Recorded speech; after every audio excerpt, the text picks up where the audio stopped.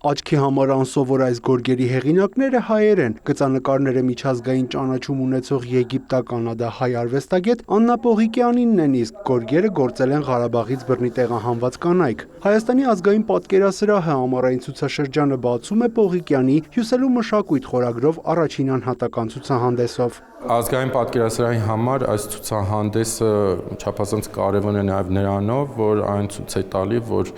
սա այն հաստատությունն է, որը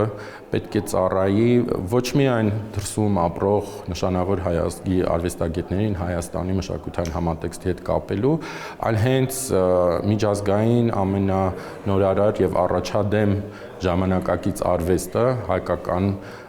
կոնտեքստի հետ միահյուսելու համար։ Հայաստանում Եվրամիության պատվիրակության աջակցությամբ եւ ԱՀԱ քոլեկտիվի նախաձեռնությամբ 2024-ի հունիս-հուլիսին Աննա Պողիկյանը եկել էր հայրենիք եւ հենց այստեղ էլ ծնվել էին այս գորգերի էսքիզները։ Ստեղծագործական կացարանի նախագիծ ստեղծեցինք, մեկ ամիս Աննային հյուրընկալեցինք Հայաստան, շատ տարբեր գորգագործների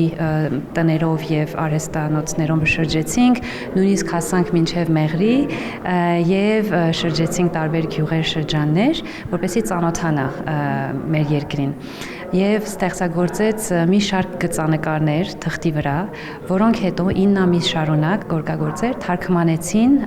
գորգերի եւ գոբելենների։ 37 գորգ ու գոբելեն, որոնք ներկայացնում են հայկական գորգագործության ավանդույթները։ Հայաստանում Եվրամիության դեսպան Վասիլիս Մարագոսն ուրախ է, որ ֆինանսավորում են մի նախագիծ, որը հնարավորություն է տալիս հանրահրճակելու հայկական մշակույթը։